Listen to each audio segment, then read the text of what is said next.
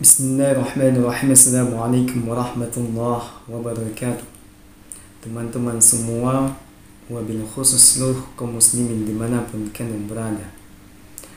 Ada sebuah firman Allah subhanahu wa ta'ala di dalam Quran surah Ali Imran ayat 110. Allah mengatakan, kuntum khaira ummatin ukhrijat lin-nasi ta'muruna bil ma'ruf wa tanhauna 'anil munkar wa tu'minuna billah. Ayat ini dimasukkan ke dalam pembahasan at-taqadimu wa ta'khir, mendahulukan dan mengakhirkan. Jika kita menganalisa ayat ini, ada sesuatu yang janggal. Kenapa Allah lebih mendahulukan menyuruh berbuat yang ma'ruf dan mencegah yang munkar ketimbang beriman kepada Allah Subhanahu wa ta'ala?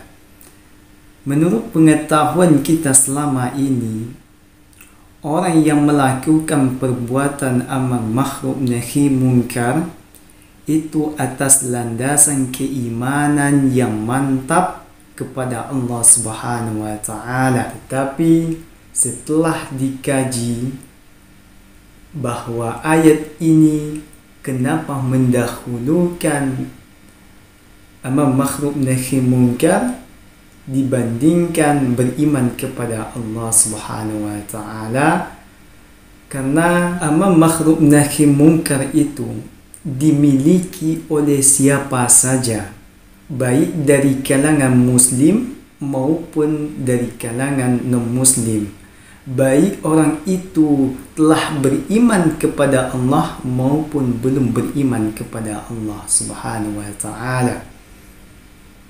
Kita banyak melihat bahwa dari kalangan yang berbeda keyakinan dengan kita, mereka pun juga dalam posisinya, menurut mereka berada dalam menegakkan amar ma'ruf nahi munkar. Dari kalangan kita sendiri melabelkan dirinya menegakkan amar ma'ruf nahi munkar, tetapi belum tentu itu semua atas landasan keimanan kepada Allah Subhanahu wa ta'ala. Karena itulah kenapa amar ma'ruf nahi munkar lebih didahulukan oleh Allah dibandingkan beriman kepada Allah Subhanahu wa ta'ala. Karena amar ma'ruf nahi munkar itu bisa saja siapa yang menggunakannya, tetapi belum tentu atas perjuangan untuk agama Allah Subhanahu wa ta'ala. Kemudian kita juga melihat ada dari kalangan kita beriman kepada Allah, tetapi belum tentu ia menegakkan amar ma'ruf nahi munkar. Maka tentunya kita belum mendapatkan predikat kuntum khaira ummatin, karena predikat itu baru didapatkan ketika kita telah memiliki dua sifat yang Allah katakan pada ayat tersebut.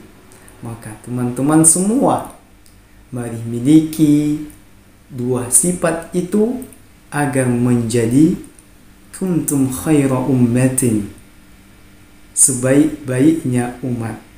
Belajar kita di zaman Rasulullah SAW, kenapa Allah memberikan para sahabat di era Rasulullah mengatakan kuntum khaira ummatin ukhrijat linnas, karena memang dalam diri mereka itu dua sifat tersebut sudah menjadi darah daging di dalam dirinya.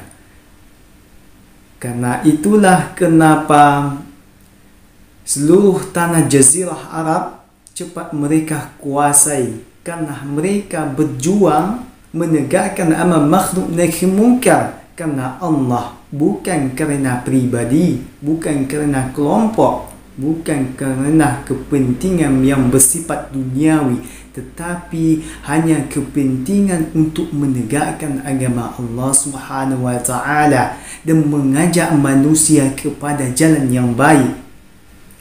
Itu kenapa sebabnya kepemimpinan dunia ini diberikan oleh Allah kepada umat Islam.